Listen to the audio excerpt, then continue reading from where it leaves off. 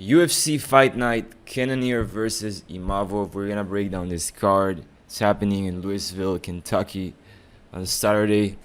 Before we break down this card though, and I like this card, there's a lot of spots that we can make money on. But before we do that, let's just go and see what happened in UFC 302. Usually I don't do well in those pay-per-view cards, but this one was good for me just because I really picked my spots well. Let's start with the first fight. We got Andre Lima and Mitra Poso. Andre Lima came overweight, and I've been saying it over and over again. Like, for some reason, some people are saying, some analysts are saying that if a fighter comes overweight, it's not good. But let me tell you something. In almost every fight, when a fighter came overweight, even if he was the underdog, he won.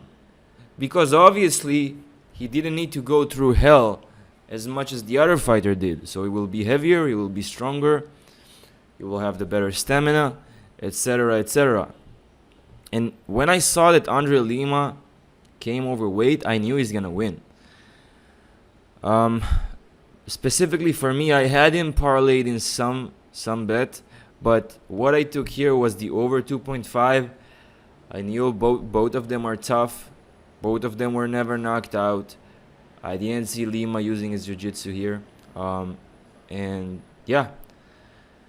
Next one was Eileen Perez and Jocelyn Edwards. I actually picked Edwards here because I thought she would have the better striking. I thought she would at least lose by split decision, but at some point Eileen Perez knocked her down, and Jocelyn Edwards really didn't have any answer to her takedowns. She did manage to flip her a few times when she went down, when she took her down, but then she got flipped herself. So overall, it was a good fight, but Jocelyn Edwards have a lot to work on. Next one, we had Basile Hafez and Mickey Gall. I had no bet here. Basile Hafez and Mickey Gall, they had a war, man. They had a war back and forth. Mickey Gall striking looked improved there. It was a really good fight. And yeah, Basile Hafez was the favorite, but he didn't look the odds that they gave him. Jake Matthews and Phil Rowe. I actually put a bit of money on Phil Rowe just because I thought that his striking and his length will give him the win. But he, at some point, he looked good in the first round, but then he stopped being aggressive. Even when he took down Jake Matthews, or he was taken down by Jake Matthews, he didn't show the jiu-jitsu ability I was expecting from him. And good for Jake Matthews. I think his aggressiveness and just moving forward just gave him the win. Grant Dawson and Joe Selesky. Some would say this was the most boring fight of the night, but good job by Grant Dawson.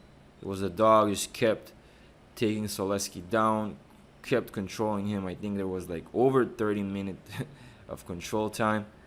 That's how dominant Dawson is with his wrestling. And he got the unanimous decision. It's just been Dawson on top of Selesky most of the fight, so nothing to add here.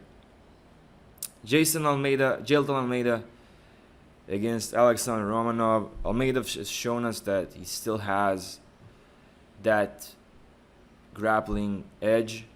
He took Alexander Romanov down first round and choked him. Romanov, I don't know, man. It seems like he's not really trying. After that fight he had with, what's his name? The other tall guy. Yeah, after he lost to Volkov, he just didn't look the same afterwards. And he's not really in shape, I guess. Many people talk about his shape. He's coming fat to the fights. So good for Jailton Almeida. He got the win. Next one, we got Cesar Almeida and Kopylov. I picked Cesar Almeida, and I was surprised by Kopylov. Like, first round, man, he almost finished Almeida. I knew he's a really good striker.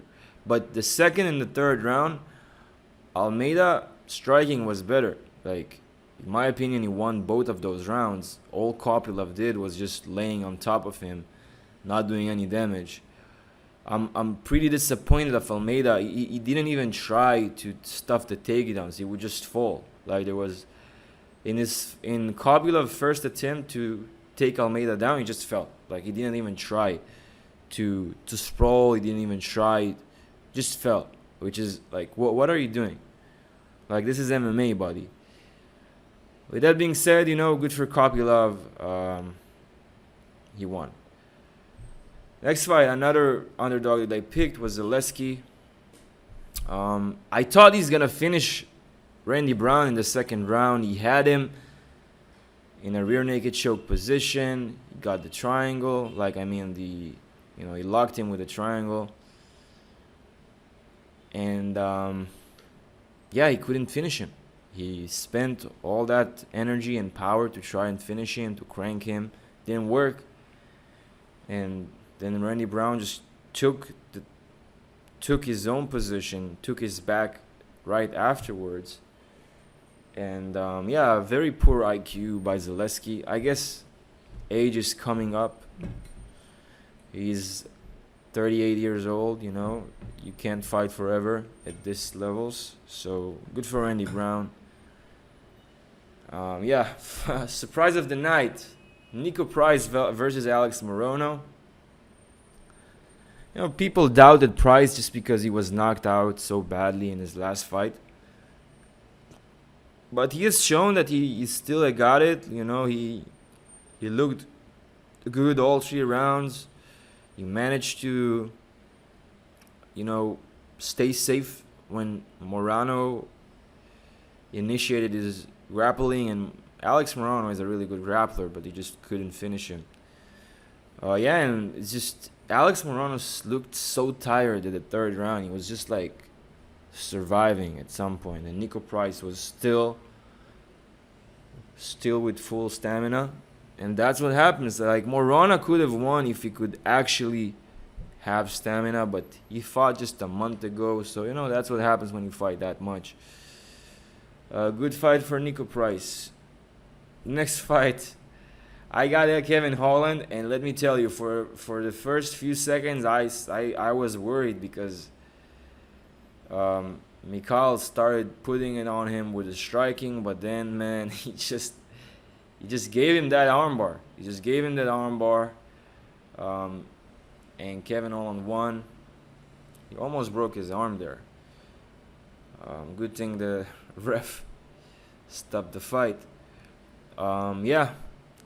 Kevin Holland does what Kevin Holland does. Sean Strickland, Costa. I picked Sean Strickland, and I don't know in what world that judge that gave the fight to Costa, I don't know what fight he saw, because Sean Strickland was dominant from the beginning. Maybe I'll give 1 round to Costa, the first or the fifth. Other than that, it was all Strickland. And the last fight, what a war. Islam Makhachev and Dustin Poirier.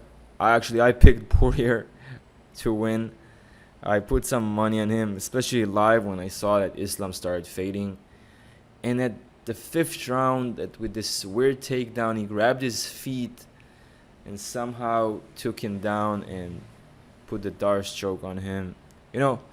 I'll give the respect to Islam. He's a tremendous fighter. He is levels above anyone in the division. But, Dustin Poirier is a warrior. Like, the war I think he gave Islam one of his toughest fights. Maybe other than the fight he had with Volk that went to a decision. I think this was one of Islam's toughest fights. And Poirier is a legend. Whether he decides to quit or to continue a bit more, props to him as well. With that being said, guys, let's go and talk about the card in UFC Louisville. Let's start with the first fight of the night, the prelim. We got women's MMA, Puja, Tomar, and Rayanne Amanda. Puja Tomar, she's coming from this is her UFC debut. Indian fighter, 30 years old. I'm not impressed, to be honest. Like, you know, she had 4 fights in 1 championship. She lost 3 of them.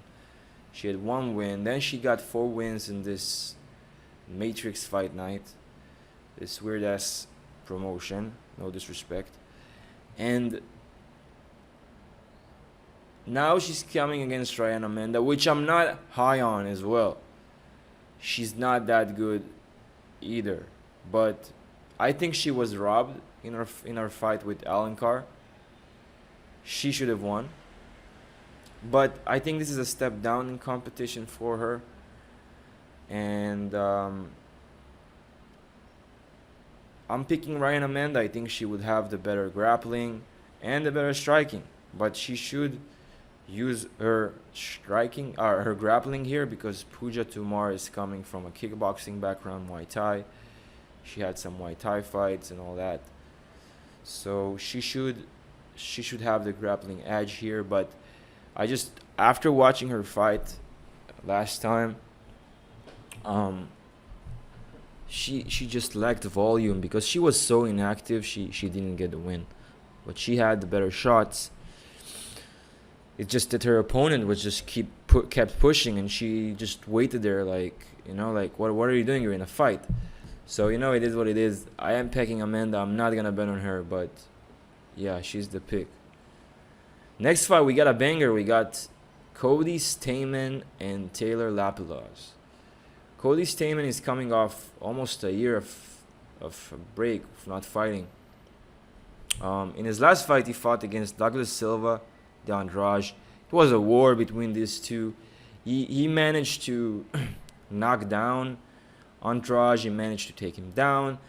There was some point that he took Andrade down, and then Andrade kicked his head in an illegal strike, and the stupid ref, instead of putting him back in the same position or taking down a point to Andrade, he just put both of them up and took the takedown from him. So it was a really weird fight.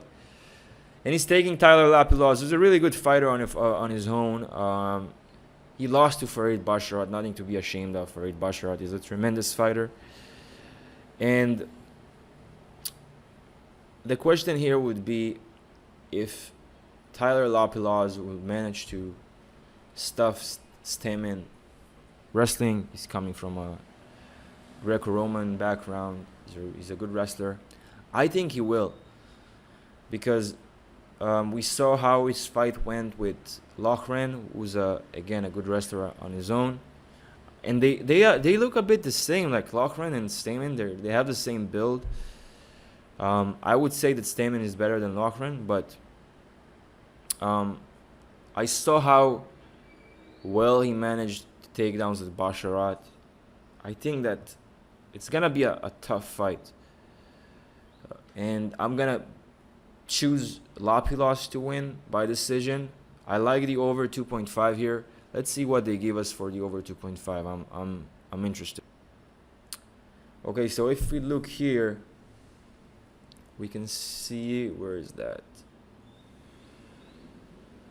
Cannonier Reese, blah blah blah blah blah blah.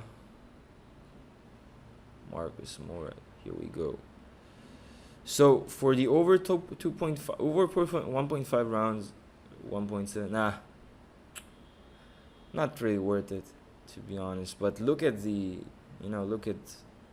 odds for Lapilus.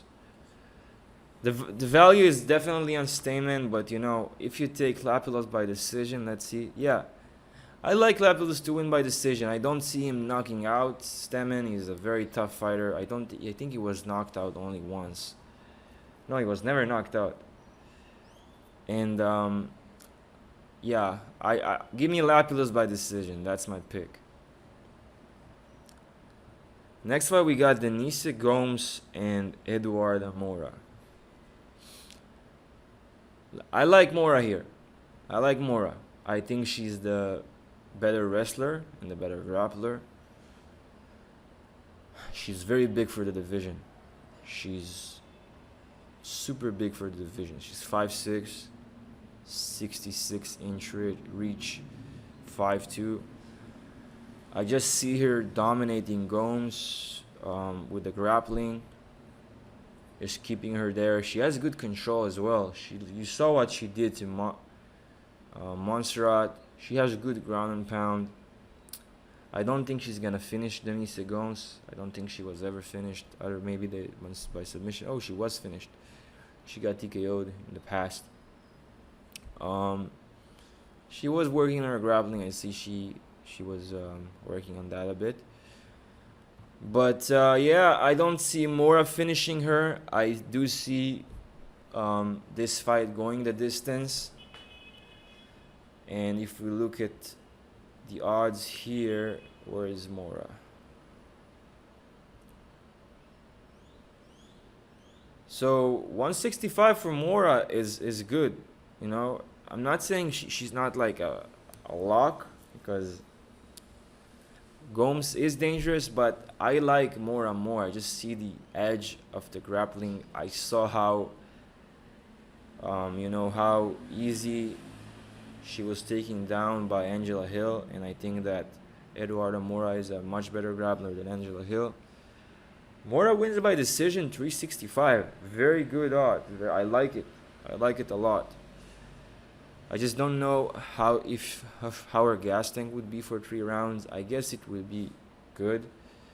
She did go the distance in some of her fights in the past. She had one fight she went the distance.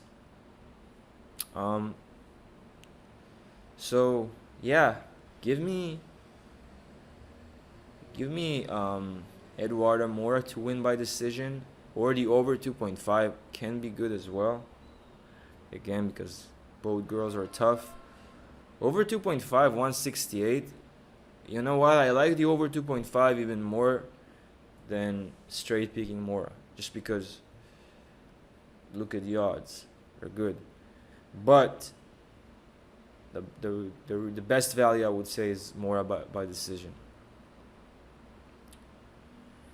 Next fight we got Daniel Marquez and Joan Castañeda. This is gonna be an interesting fight. Joan Castañeda, thing about him, I think he has the better grappling. Marquez is more of a striker. I would say Marquez has a striking advantage. He looked really good in his fight against Richie Lang, who just quit because he knew he was losing. But Joan Castañeda, man, he went against Muinga Furov and Yong Hu Kang. Both are good strikers. Both are aggressive fighters. And it's gonna be tough to pick. Tough to pick here. I would say, again here, just because both of the fighters are quite equal. Like, each guy has his own, I'd say, advantages. I think that the over 2.5 is okay. Like, I don't like the odds, to be honest, but I do believe it will go over 2.5 rounds. And if I had to pick one fighter, I would pick Marquez, because I think that his striking is better than his opponent. I think his striking is better than his opponent. And that's why I would pick him. With that being said, let's move on. Andrea Lee and Montana De La Rosa. Both fighters had a really bad streak. Montana De La Rosa coming off of 3 fights losing streak. But to really good competition: Suarez, Macy Barber, JJ Aldrich. And here we got Araujo, AC Barber, Maverick, Silva, blah, blah, blah. I actually like Andrea Lee. I would say that Montana De La Rosa has the better grappling, but Andrea Lee is no slouch when it comes to her grappling. She's really good. She's a good grappler. Thing is, she's coming, she's 35 years old. She's getting older. Montana De La Rosa is still young, 29 years old. Still in her prime. And it's a tough fight to pick. I'll give it to Lee.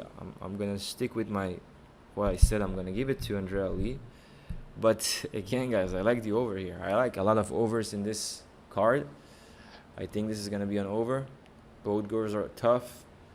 I don't see anyone finishing the other. Was Andrea Lee ever submitted? Let's see. She was submitted once in the 3rd round. That was a long time ago. Yeah, give me the over 2.5 and I'll pick Andrea Lee to win. I think she's the dog. Let's see. Oh, she's actually the favorite. Yeah, I like Andrea Lee. Next fight, we got Brett Katona and Jesse Butler. Jesse Butler coming off of the vicious knockout loss to our friend Jim Miller. I actually picked Miller there. I was very happy with my pick. And he's taking on Brett Katona. Brett Katona is not a finisher. He has only one knockout, I think, in his record, but he's gonna be the pick to win. The question is, how is he gonna win? I don't see him submitting. Butler, just because Butler was never submitted and he has a good grappling game. But the under, look at the under 2.5, 2.9. We know Butler has no chin. Katona probably have seen that, right? I think Katona is gonna look for that chin and try to knock him out. So the under 2.5 here actually looks good. Yeah, I like the under 2.5, and I'm gonna pick Katona to win. If he wins, it's gonna be by knockout. He's not gonna submit him. Oh, next fight we got a banger. We got Charles Radtke and Carlos Prates. Man, I lost a lot on Charles Radtke, on betting against Charles Radtke when I picked Gilbert Urbina.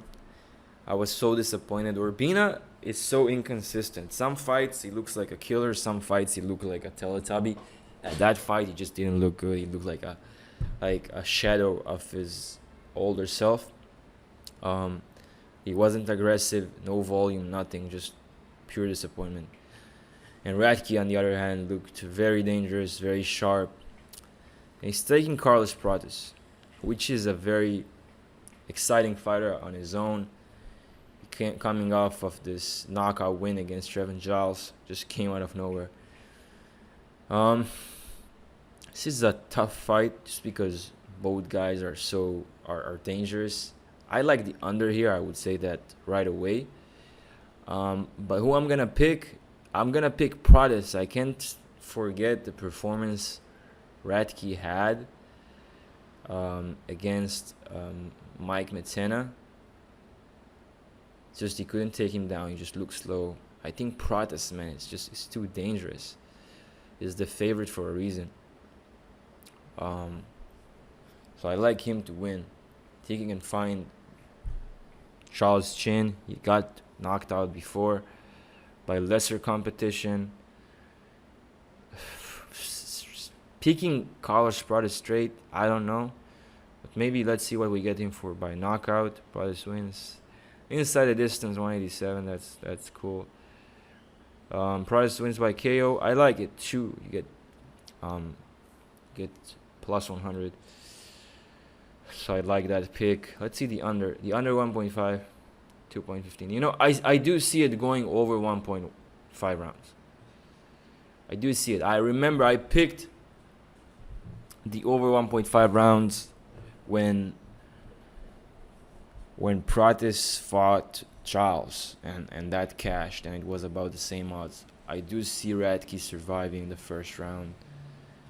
But maybe the second round we will see Prates knocking him out. So I like the over 1.5 as well.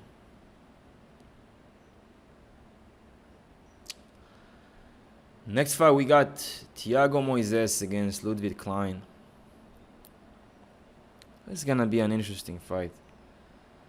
You know, I can't forget how good Klein looked when he fought against Bahamondes, because I picked Bahamondes to win, and then mid-fight I cashed out and went big on Klein. His speed, man, he's just so fast. He has really good striking, crisp striking. He's good, man. He's really good, and he keeps improving every time we see him. And the only way I see Moisés winning here is if he's gonna manage to take Klein down. But I feel like it's gonna be a hard thing to do, because Klein is strong, man. He's strong, he's explosive, he's a good wrestler on his own. And I think he's gonna be careful and smart enough not to let Moisés get him to the ground. And I like his constant improvement, keeps improving. I'm gonna pick Ľudovít Klein to win. I think he's the favorite. Not my most confident pick, obviously. Moisés is very, very dangerous, especially if he manages to take people down. I just think that Klein's speed and his wrestling defense will be enough to go to a decision win. Next fight we got Soriano against Miguel Baeza. Baeza, last fight was in 2022. He got knocked out by Thiago, who we know didn't have a good run in the UFC. I faded him every time. Everyone in his last fight against Buckley, against Jake Matthews, I think. Actually, I didn't bet on Jake Matthews one. But he lost to Jake Matthews. He lost to Tim Means. He lost to Joaquin Buckley. And he managed to knock out Baeza. Doesn't, just, doing some UFC math with you. I'm not saying it's that, I'm just saying I can't put money on him as the minus 170 favorite against Puna, who we know is a really good fighter. He lost to Kopylov, nothing to be ashamed of. He lost to Dustin Stoltzfus. I don't know. I'm not gonna bet this fight. I'm telling you now. I don't know how Miguel's gonna look. I'm just saying, I can't trust both. I like the under here. I like the under. That's it. I'm not gonna pick a fighter. I like the under this fight to go under. Next one, we got Reese and Julian Marquez. Here I actually have a very strong opinion. I like Julian Marquez. I think that Reese is gonna get exposed here. From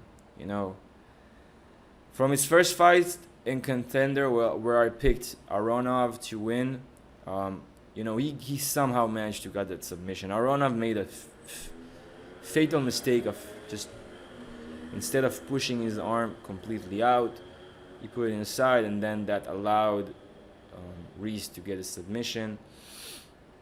I don't think that Marquez is going to do the same mistake. I think his pressure is going to be too much for Reese. He also just coming off a loss to Brundage, where he slammed him. It was the second slam that night. And Marquez, man, he's a good striker. Like, he has heavy hands. He's coming off 2 losses, but to really good competition. Reese is not anywhere near the striking pedigree of the other two. But he's a kill or be killed fighter, You can see it from his record. So the smart pick here would be taking the under. I think the under here is obvious. I like Marquez, like I've said. Under 1.5 might be a bit dangerous. I'll take the under 2.5, but again, then it's like it's not that good. Give me Marquez to win. Straight pick Marquez, money line. Next fight we got Brunno Ferreira and Dustin Stoltzfus. If I said that correctly.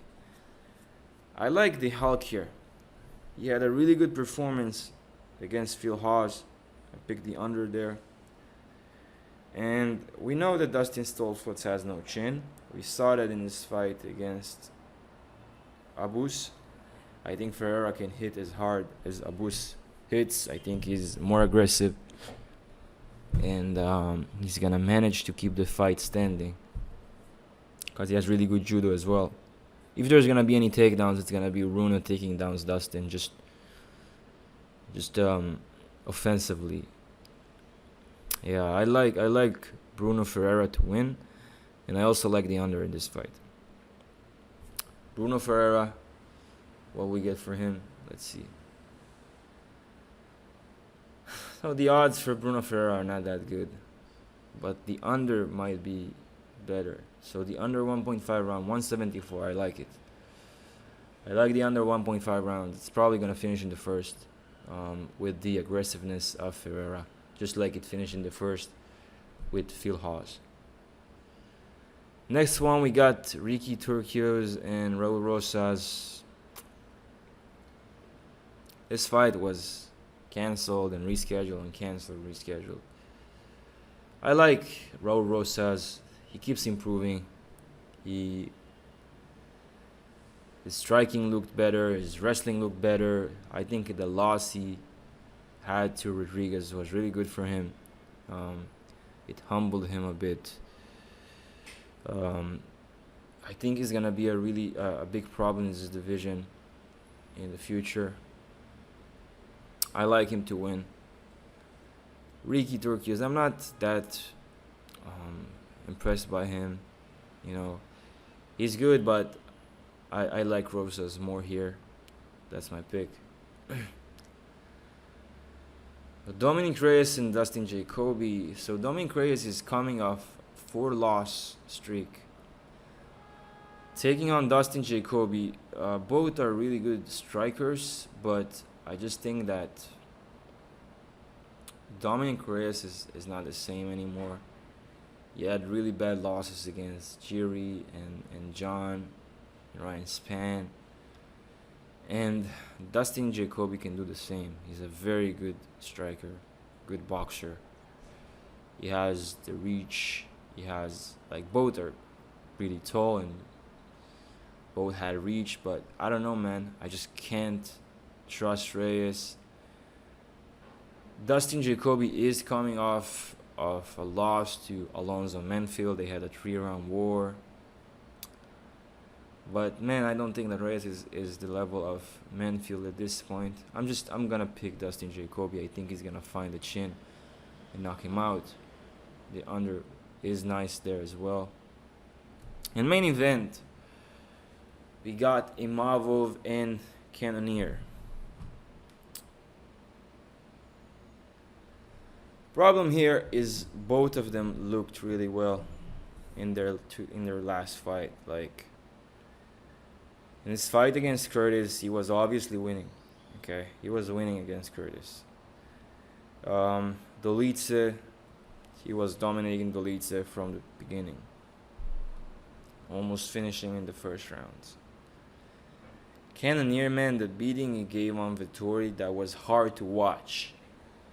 Really hard to watch, just because how aggressive he was and the amount of damage he put there. But man, the guy is 40 years old.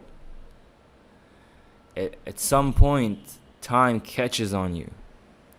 On the other side, Imavov is 28 years old, in his prime, keeps improving. Seen him working on his wrestling with Benoit Saint-Denis on Instagram. I like him to win here, man. I think he's gonna win. Probably not gonna bet this fight. If I'm gonna bet this fight, it's probably gonna be the over, just because both of them are really tough. But man, if Cannonier is looking anywhere near the level how he looked against Vettori, man, it's gonna be Cannonier all day. That's why I don't know what kind of Cannonier I'm gonna get there. That's why I'm saying the over would be my pick. It's just in my opinion and I'll say from my experience, the overs unders work better in main, like in 5-round fights, especially belt fights, just because you really don't know what's gonna happen. I like the over. Over 4.5. If this fight goes over 3 rounds, I think it's gonna go to a decision. Probably not gonna bet this because I just want to enjoy the fight, not sweat for 5 rounds. But if I would pick a bet on this fight, I'm gonna pick the over 4.5. I might do a live bet if I see the same Cannonier I've seen against Vettori. But if I would pick one guy, it would be Imavov. And if I would bet something, it'd probably be the over 4.5 rounds or the over 3.5 rounds, just to be safer. With that being said, guys, that's it. If you have any comments, any opinions different than mine, I would love to hear them in the comments below. Make sure you subscribe and like the video. It really helps with the algorithm and spreading the video and the channel. That's it, guys. I'll see you in the next one.